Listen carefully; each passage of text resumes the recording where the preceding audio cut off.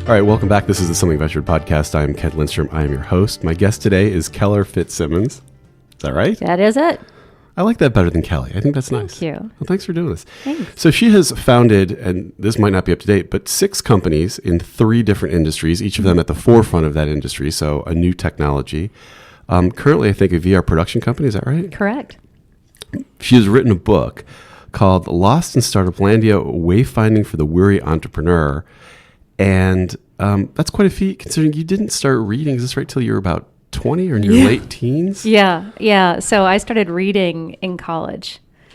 And by reading, I mean reading comprehension, which is pretty much what reading is supposed to be. Yeah. I could read out loud. I just didn't understand what I was reading.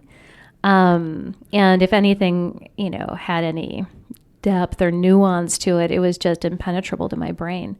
So I became a very good auditory learner. That was how I got through high school. And did that give you, I'm just curious about this, did that give you an advantage because you had to figure out how to do things the other way, but then you learned to read like everyone else as well? Mm-hmm. Yeah. Is that sort of the... I think so. I mean, I haven't thought about it necessarily in those terms. For me, I had to learn how to listen and really hear things. And I developed quite a good auditory memory. And that's helpful because in conversation, that can be really lost today. Right. I think a lot of people feel unheard. This is a core wound or hurt that we all share on some level. And, so I didn't think of it as anything special. Up until pretty recently, I was like, I hear things that other people miss. Yeah. Because you hear this story a lot where somebody was like, well, we'll talk about this later, but they become enormously successful. And then you go through the backstory and then you find out they were dyslexic. Mm-hmm. And you're like, well, shouldn't you be disadvantaged for that? And then it turns out the story is usually, well, they learned a lot of things mm-hmm. because they couldn't read, say, to memorize things or read people or hustle people, whatever it was. All the above. And then they eventually learned to read too. Yeah. And so they've got that like everyone else. Mm-hmm. And by the way, the book this has got to be exciting. It's a bestseller. Thank you. Right? Yeah. So we're doing fantastically. And we came out this couple weeks back in what it is, it's summer reading book. And I've been having a lot of fun getting notes from people that I haven't heard from in a long time that are finding me and going, oh my God, I remember that story. I was there. So it's been a real joy. What was your path then to starting a company? Like when you first said, I need to, because you were on an academic path of some sort, weren't you? I was. I finished up my master's in comparative religion, and my focus was archaeology, and it was pretty clear I was supposed to go on. And dyslexia and learning new languages just sucks. Yeah, learning new languages sucks, period. It just sucks. And so I managed to get through Greek in the yard. I was doing classical Greek, and I thought I was going to have a nervous breakdown. And I was turning back into a 12-year-old. I mean, I was becoming so like acting out in class. I mean, it's mortifying, but it's true. Yeah. And I realized that with my discipline and the particular thing that I was studying, I was like 5 languages shy of what I needed, mostly ancient languages, mostly different alphabets and systems. And so I decided I needed at very least a break. And so I got my master's and went to New York like all good, young people should do. Got a job working for WNET, which is PBS, local PBS at the time, and was loving it. And, long story short, I got called back to Wisconsin to work on a BBS, a bulletin board system. Yeah. And so this is pre-World Wide Web. Everybody is trying to figure out what this thing is. Prodigy and CompuServe and American Online. I mean, these are cool companies. Right. And this is the BBSs were the forefront. Yeah. Like, these were the few people in the world who were like, holy cow. Yeah. This is... something's here. Something's here. Like, what do you do with this? And I was a culture and arts editor of this online BBS and, trying to figure out cool stories to share. And I loved it, but it ended up imploding. It went down with so much heat that, everybody walked into the office one day and the next day we were all on the street. Right. And I spent a month unemployed. And that's a really bad thing for me to be. I made paella from scratch every single day, and I started taking 2-hour-long baths. Like, I don't really know how to not do something, and I've been an entrepreneur since I was a little kid. I was the prototypical kid that was always hustling, and I lived in the Florida Everglades, and I would sell driftwood and coconuts to the tourist at an unreasonable markup. And so I said, okay, I got to do this. There was people hanging out and looking dumbstruck and not knowing what to do. And so we put together a company, the Ashes. My entire business plan, this was Sun Tzu Security in 1996. My entire business plan was to think, what would the CEO do of the BBS? And then I would do the opposite. Huh. And that's, to date, my most successful company. I think that's how Sammy Hagar says he writes music. He listens to other music, gets it wrong, and then that's the song. He misinterprets what they're... So you've got the... I like that. Yeah, so, it's very close to how I write a business plan. So you became, in contrast to some of the things I perceive about Startuplandia, you became an entrepreneur really because you were an entrepreneur and you saw a technology that excited you. Because today there's a lot of people who... At the time, I would say being an entrepreneur wasn't really the fantasy thing we have today, right? Totally. It's Mark Zuckerberg. You started your own thing. You've got the private jet. Like, that's not true, but right. That's a perception. It's a perception, yeah. and it's bringing a lot of people out here that, this is going to sound rough, but really have no business being out here because they have no sense of what it actually takes and how hard it is. And the fact of people that opt in and stay in, and that's really what the core of the book is about, is how do you stay in it because it sucks so badly. And the answer is, you have to be willing to tolerate discomfort for unreasonably long periods of time. Right. That's the secret. Yeah. And that's also an incredibly hard thing to do. Right. And so if you're coming out and you think you're going to be flipping companies and you're going to be making mad money and, everybody wants your, be around your mojo, you're going to be really lonely fast, and really unsuccessful. And so that's the other piece of it, is how do we cope with it when our ego and who we think we are hits the wall, and we can't pretend anymore that that's who we are. So what happened to you? Like, what was the moment? Because to write a book seems like it's a fairly big undertaking. Something must have really hit you at some point, like pretty hard. Like, what was the moment that was, obviously you're quite successful now, but what was the moment where it was like, this is rough? Well, it's funny because that's part of the illusion, right? Is that we sort of, once we're successful, we're always successful. And that these things are all in the nice, far away past where I can think about them and have perspective. And some of it is. So the main story that is the story arc behind the book is at 29, I got caught up on the wrong side of the dot-com crash. I was personally guaranteeing $5 million in debt, and my loans got called. Yeah. And I spent 3 years working it out. And you had like 6 or 7 million, so it was no problem. Yeah, it was no problem. Yeah. I had a condo with maybe 50,000 in equity. Right. Like it was really, it was dark. Yeah. I did not know how I was going to get out of it. And I was suicidal. I had suicidal ideation almost every day, thinking about, creative ways to off myself so that we could, have the insurance take care of this. Right. I felt, this just incredible shame, and I hid from everyone. Only 2 people at the time really knew what was going on. One was my father, and one was was my co-founder. So it was the real heart of why I wrote the book, but it wasn't the impetus. The impetus came where, if you saw me on paper, you'd think, holy gosh, she's so successful. We had just started a virtual reality production company. Our first piece, Across the Line, premiered at Sundance, and then for the next 18 months toured the world. And, so not only were we super early in VR, but we had something that to this day is still being used, and created some real new ground. And 6 months into it, it was July, I was editing an article, and I read the article, and my writing partner is from London, so there's always an extra, U or an S, or there's, so instead of a Z, there's always something to catch. Right. And I read Martin's piece, and I had no changes, and I'm like, that's odd.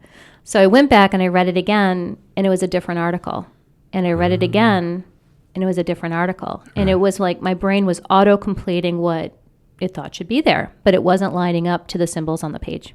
So you couldn't read? I couldn't read. I had lost my reading comprehension again at the tender age of 45. Wow.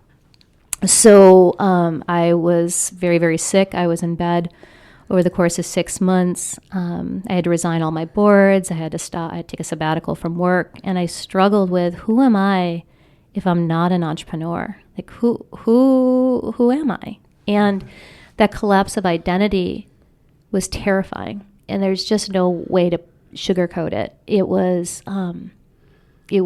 like just the world got ripped out from underneath me. And I laid in bed and tried to figure out what to do. And the thoughts for this book really started coming together.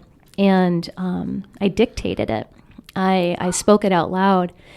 And then I worked with a publisher that was able to pull that together, and Scribe Media, which I'm super grateful for, to help me make sense of it. I had a great editor, publisher, and but when I got the transcript back and they'd worked it into a book, I ended up, my reading had just started coming back online, and I ended up rewriting it from scratch. But it was a brilliant process because I had gotten a chance to think hard about these things for a long period of time. But I had been so sick when I was in the interview and the transcription, it didn't make sense. Right. So we later find out what was happening was we had black mold in our house, toxic mold. Our house was off the charts. It was uninhabitable.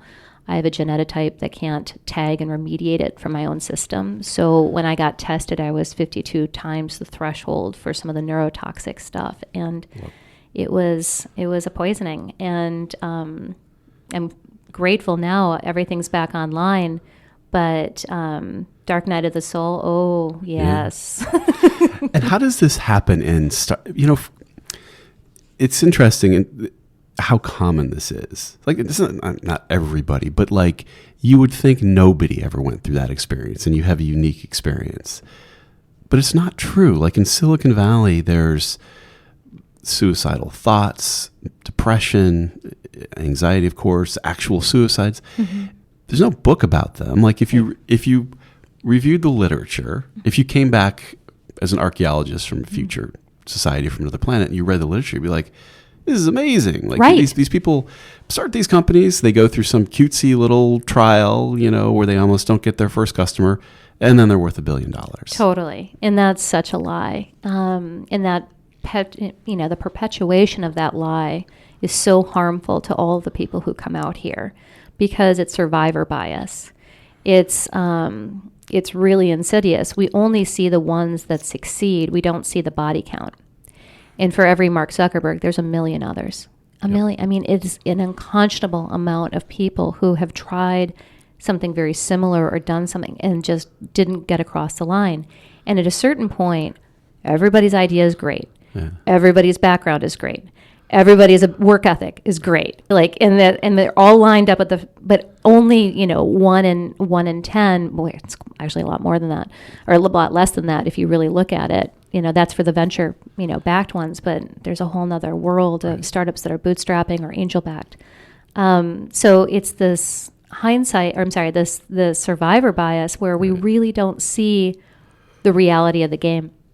Yeah, and the outcome, I guess what's interesting is the outcomes are so different. Just because of the way the math works, like Mark Zuckerberg is worth 10,000 times more than you are. Mm-hmm. But he's not, no one is 10,000 times more competent. It's just, that's not how human performance works. Right. It's not logarithmic. Like somebody could be probably 50, maybe 100% better than you. I don't know. They could work, mathematically, if you work 10 hours a day, they could work 100% more than you. Mm-hmm. But the outcome is, once you blend in the luck and all the things that happened, 10,000x. Right. So people are gunning for something that just seems mathematically impossible. Right. And yet they do it. Well, and the other mistake is they think, oh, well, let's reverse engineer, Steve Jobs and Mark Zuckerberg and Jeff Bezos. Let's figure out what the secret elixir is of entrepreneurs, and then they try to tout these traits and personality quirks as the magic. And actually, a lot of that is what gets in their way. Right. That's not what made them successful. It's the law of large numbers. Somebody gets to be them. Right. Whether they're assholes or not, excuse my language, is irrelevant. And that's not the quality that you want to become, because you can be incredibly financially successful and still fail as a human being. And that's the thing that I really want to start a conversation around, is that, being out here is hard. Raising capital is hard. The level of rejection is hard. And it's easy to blister up and puff ourselves out. And then when we have some success, entrench into the belief that we're the magic. Right. And that's deadly. Right. We're all part of constellations. And something has to, I was thinking about this when I was kind of preparing for this, that you don't just fail and go through this pain. Something has to succeed a little bit first. So in other words, if you just tried like 5 things and they failed, that's just kind of running experiments. It's iteration. That's not failure. And Right. that's part of the collapsing of language that makes me so angry out here. People be like, fail fast, fail often, fail on somebody else's dime. And there was someone who was in a coffee shop who said that to me, and I said, F you. Like, I just said it right. Like, this is not okay. Yeah. That is making little of something for someone that could be an identity collapse, Right. a full-on loss, something heartbreaking that needs to be grieved. And that doesn't happen fast. Well, iteration is totally different, and it's the wrong word. That is not failure. Well, and it's not, that's a great way of, I guess the thing that I'm thinking is that if you think about, they're comparing it to like science, where you say, okay, I think something is going to cure cancer, and so I'm going to pour some, whatever, compound 1, compound 2, compound 3. Mm-hmm. So what? Like if 1, 2, 3 don't work, those are kind of failures, but not really. And I think failure, again, is the wrong word. It's data. That's Right. all it is data gathering. And that's good information. It's not a failure at all. You found out what didn't work. Right. And that is the backbone of good science. The problem is that we're human, and it's very hard to be objective. And with ideas, we tend to collapse our ideas and our identity. So if our idea isn't quite right, it's not that you're calling my baby ugly. You're calling me stupid.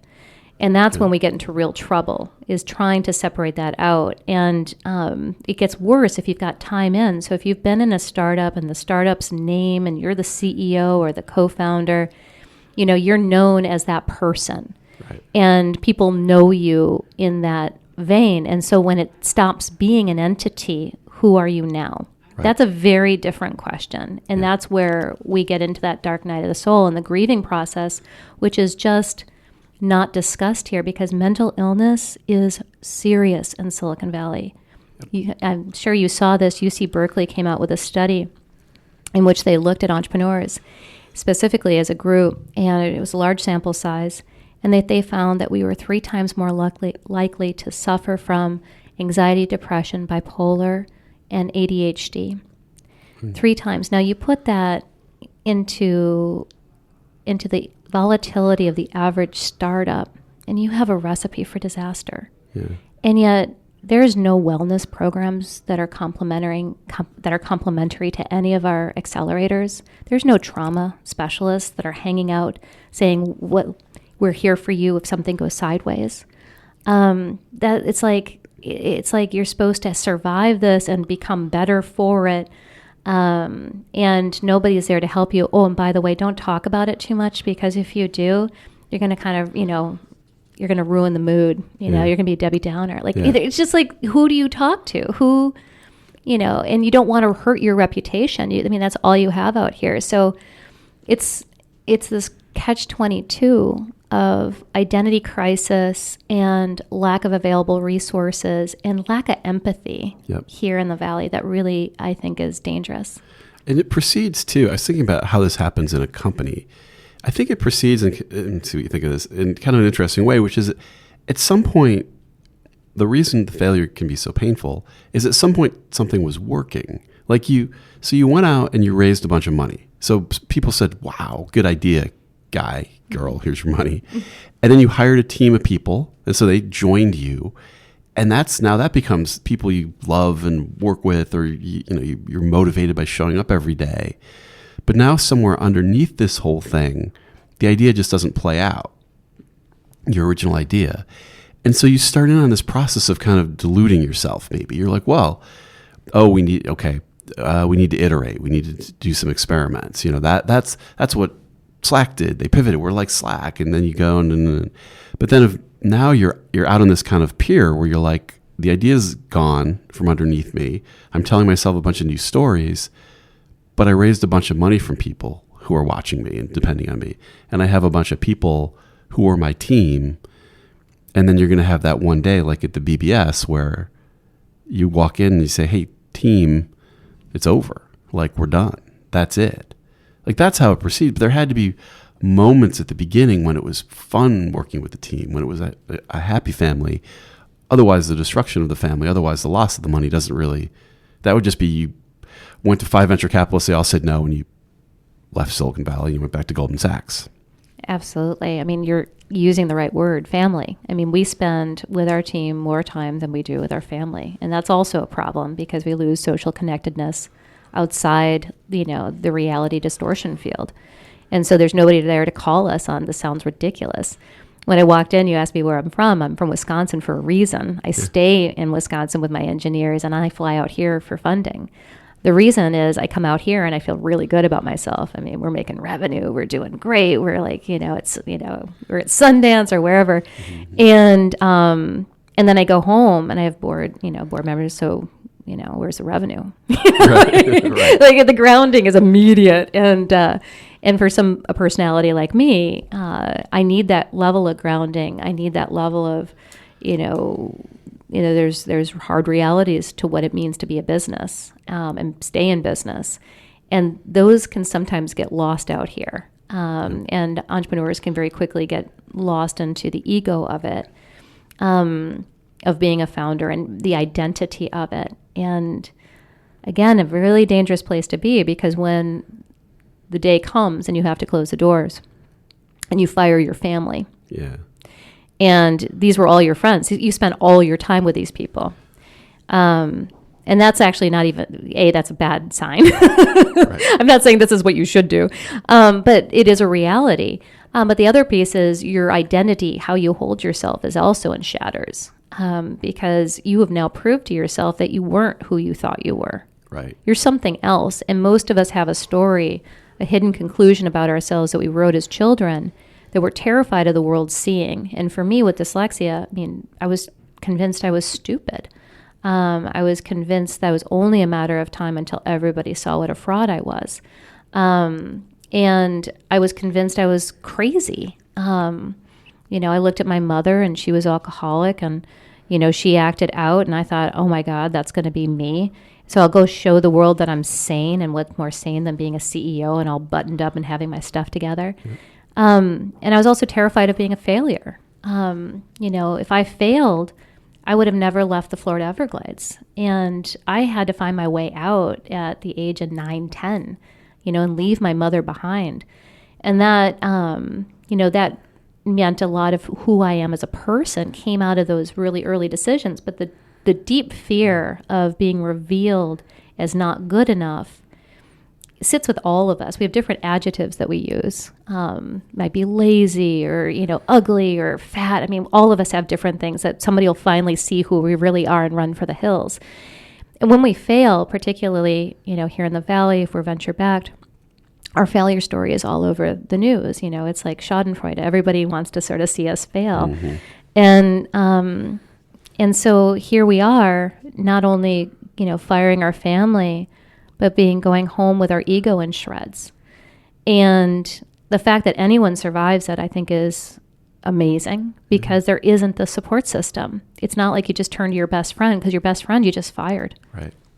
Have people come to you as you've, maybe even before the book, as you've shared your story with people, have they come to you and said, oh my God, I can't believe it. Like, yeah, I was thinking about this or thinking about that, like having a rough time. Oh, yeah. So I started workshopping the content for the book a couple of years ago. And I was invited to be a counselor at Camp Maverick, which is an amazing place. It's a camp for entrepreneurs. So you have to actually be an entrepreneur to go there. You can't be selling entrepreneurs. And so it's like one of the few places I've ever been where I could really let my hair down and tell my story. Because most of us will do this, in the pub after several rounds of drinks. Here comes the real warrior stories. I don't get to do that because I don't drink anymore. So I'm like even more isolated. Right. But at camp, I was there. And so as a counselor, I did a presentation on the early work from Lost in Startuplandia about, failure and facing failure and, how we feel revealed and how dangerous that is and how I've been suicidal during that time. And over the course of 3 days, I had 16 individual people, and this is only 150 people, come up and tell me that they were currently dealing with suicidal ideation. On Saturday night, one of the gals grabbed me. She was in tears. Her previous business partner, co-founder, had just committed suicide, and her current partner was dealing with suicidal ideation, and we stayed up with him. And that was my camp experience that year. And I think I was on the fence about actually publishing. It's a hard thing to do, to put yourself out there and show your ugly side. Right. Last one of us, myself included, I want to look good. I don't want to be walking around and be known as the queen of failure. But at the same time, I felt somebody had to make a stand. Somebody had to be willing, that was considered successful enough in the proverbial story, to step forward and say, you know what? This is BS. This isn't who we are. And this is really hard, and I don't want anyone to feel as alone and as broken as I did when I was in those dark days. Yeah. Nobody, I'm trying to think of when I've heard people tell these stories, and it occurs to me that people do tell these stories, but it's only if and when the third act ends with a big success. So people go, I just sold my company for hundreds of millions of dollars. But boy, it was tough early on. Mm-hmm. You hear that story, but you never hear it without that. If the second part, the third part doesn't happen, right. Nobody goes, I just started this thing and it didn't. It was terrible, Well, and it's also still a highly structured story, right? So if Act 3 is big enough and you are indeed the unicorn, then you get the right to tell Act 1. The garage story, we're all in the garage and we're prototyping and we're making, our prototype out of, duct tape, chewing gum, and a broken speak and spell. And the real story of Act 2, which is 99% of the story, which is where conflict and struggle happens, that usually only in the pub, and usually only when somebody's really drunk or high, or all of the above out here. And the fact of the matter is, Act 2 is what entrepreneurship is about. Right. The other two are bookends. Yeah. And all the action is in here, and yet that's the missing story. So that was why I felt a real need to get into the guts of Act 2 and talk about the stuck spaces. And these are well-known territories. Like, everybody's got the recipe to success. Like, if you just do these 5 things, and then watch my Mega Millions training, you too can be a success. Right. And I just want to hurt these people. And because the truth is, there is no path to success. It really is an alchemy of our own special strengths, the things, the timing, our giftedness, the people that we attract to us. There is just an infinite amount of stars that need to align for us to really be successful on this level. But the flip side is that there are some true surefire ways to fail. Get addicted to something. That's a great way to take yourself out. This is a big one. Silicon Valley, there's a lot of this. Oh, right? My God, absolutely. Because everybody's padding the pain with something, self included. Like, this is not easy stuff. When my business failed, I was, and I was going through it. By the time I was 31, my kidneys started to fail from drinking. So I've been sober in the alcohol sense for 17 years. But that doesn't mean that I don't pad it and do other things. I cross-addicted almost immediately to work. Mm-hmm. I worked myself to death. And that was why I got so sick. The black mold was just the top of a 10-year health crisis that I went through as my adrenals started failing. Yeah. From 100-hour work weeks, because that's what we do. And there's like an exercise thing in Silicon Valley too. Of somebody pointed this out to me, where they're like, "Yeah, that people package some of the. I mean, it's probably not the worst thing to be addicted to, but they package it up as like, oh yeah, I'm like type A, getting to a guy peak performance. They're like, no, I think they're just addicted to it. To it is. Cover the. Yeah, it is. I mean, the key thing: when do you know you're addicted? Is it getting in the way of your social connectedness? So you only have maybe 2 hours off, that you're not working or you're not maybe on your phone.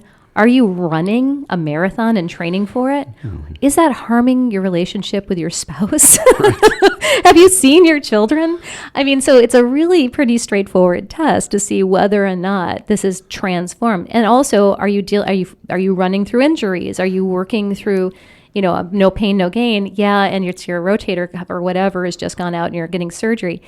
There are key things that we ignore. I was in the ER 54 times in 1 year and didn't realize that I was really sick. Wow. Because I had a board of directors that was counting on me. I had taken venture capital. I was in my Series B.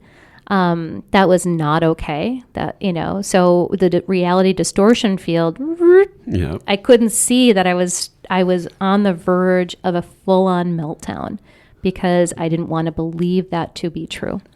Do you think it's different for women than men? Like, do they have since they're maybe more keyed into not showing any weakness, or maybe everyone's got the same problems? Like, what do you?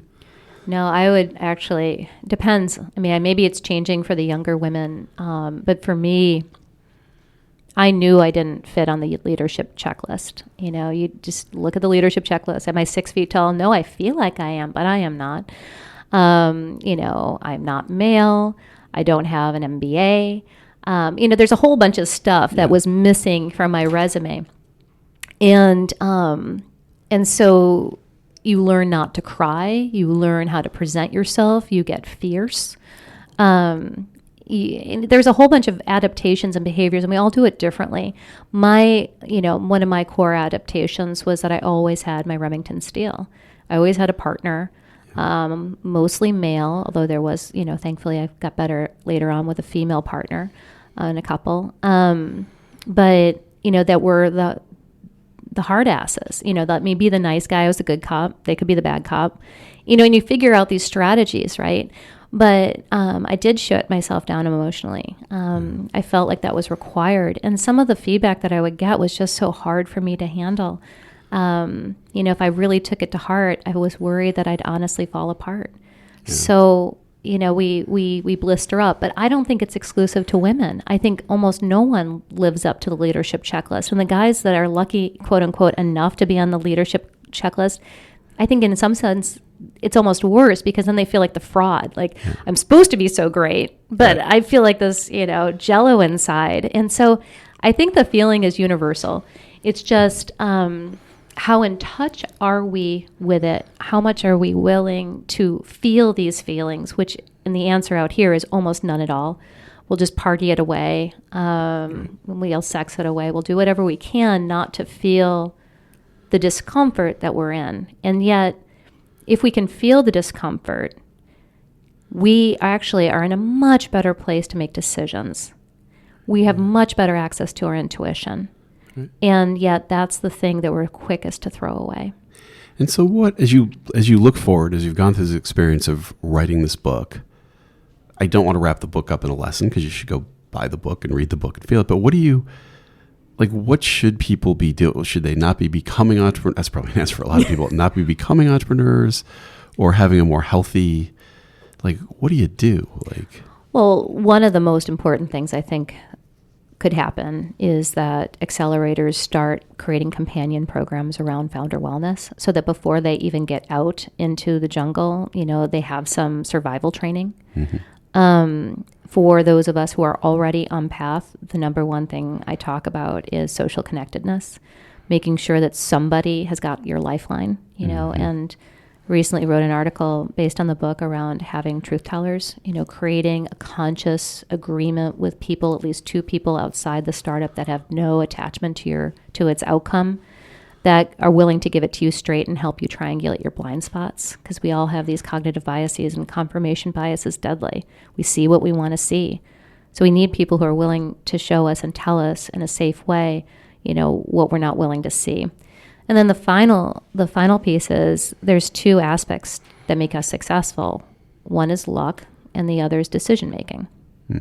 Can't do a damn thing about luck, but decision making is a learned skill. It is a science. And I didn't know that until my 40s. I thought I was a great decider, but geez, it's probably all luck because I didn't have a process. Maybe I did a pro and con list occasionally, but I didn't, triangulate, check my emotions, see what was really driving the decision. And if I look back, almost every one of my decisions at its core was basically designed to make me look good, which is not the right decision ever. Right. I might have gotten lucky, right. But the more painful, the more discomforting, the more a decision may make you look bad. More often than not, that's the right decision. Right. And we'll do anything to avoid it. It is amazing how long in Silicon Valley, people have probably done work on this or thought about it more, how long you can sort of tell yourself stories. And because there's this whole set of stories. I think it's from that thing where you've got success in the final act, and then in the early act you had a problem, and you either pivoted or you iterated or you gutted it out or you came within one payroll. You can always find one of those stories to kind of tell yourself to sort of keep running into a wall that maybe you don't have the third act. You never have, 9 times out of 10, of course you don't have the third act. Only the third acts get told. Well, and if you quote unquote think you've got the third act. So when I exited one of my companies and the check hit the bank and it cleared my debt, and I was like, oh my gosh, I did it. What did I do? Within 30 days, I started my next company because I didn't feel like I actually earned it. I felt like I'd really screwed up. I'd gotten lucky. And now this one was going to prove not just to me, but really to my father. Because of course, it's like we all have that person and that we are out there to impress. In my case, it's my dad. This one, I'm gonna kill it, and I'm gonna prove that I'm an entrepreneur. And that was one of the worst decisions I ever made. And did I have a process? Oh, hell no. It's just like, did anybody stop me? No. That's what you do if you're a serial entrepreneur. You just jump back into the game because that's where your identity is. Right. I wasn't ready to be a mother yet. I had a year-old at that time, and I was pregnant with my next daughter, and the thought of being a full-time mother with money in the bank and, this nice story, that would appeal, you would think, to a normal human being. You would think. You would think. But I ended up raising our Series A for the company Harkin while I was 9 months pregnant with Riley. I went to the hospital, had a C-section. 3 days later, I'm in Chicago signing the paperwork to get the cash. Wow. Who does that? I guess you did. Well, it's just not mentally stable. Right. it just isn't. But we tell it like, oh my God, good for you, girl. And I remember my funders, my investors being like, this just shows her dedication. This is why we invest in women. It's like, yes, because this woman particularly is crazy. There's always a story. I'm so glad you shared this story with us. How do you feel now? Successful company, best-selling book. Yeah. Like, how are you feeling? Well, I'm out here with my Aunt Miriam, who is featured in the book a lot. And part of the reason why she's out here with me is I'm still getting my land legs. I still am having a lot of time with social anxiety. I was basically not hanging out with anyone. Including my Aunt Miriam. I just was very tight. My immediate family in Milwaukee would see me for the last 3 years. And part of that was because I had memory deficits. I was scared of seeing people and not remembering our last conversation. I was slurring words. And I didn't sound and I wasn't acting like me. And I didn't want my image ruined. So what did I do? I locked myself in a bedroom and hid, which is part of the reason why I'm out here telling this story, is because I know there's people locked in their bedroom and hiding right now. Right. And that's who I'm hoping to reach with the book and with these conversations. So how am I feeling right now? My back is out. It's been in spasms. It's, I'm trying to talk about, your ugly side when you've been trained, all my life I've been trained to show you my game face, right. The put together piece of me. To talk about the stuff that's not working brings up a lot of fear. So that's the real answer to your question. Good. So how do people get not in touch with you, but follow you? Or yeah. Obviously, they can get in touch with me. I don't wish to, again, isolate myself. This is designed to be a much broader conversation, and there are people who, will want to reach out to me directly. So I'm available on LinkedIn. I also use Twitter. I try to keep my social media very low as much as I can. Yep. It's just, I find it overwhelming. Occasionally I'll post to Instagram, but very rarely. Yep. And I don't do Snapchat. I don't snap. That's probably healthy. Yeah. Well, I've got 2 kids and I get to see what that looks like. Yeah. And my daughter took 250,000 snaps last year. And wow. I sent her to camp and took away her phone. Yeah. Yeah. It seems like too many. Yeah, it might be. Maybe 1 or 2 less would be healthy. Yeah. And of course, everybody should buy the book, Lost in Startuplandia. Thanks. It's an important topic. Thanks so much for spending this time. Thank you so much for the invitation. I appreciate it. My guest has been Keller Fitzsimmons. This is the Something About Your podcast. See you next time.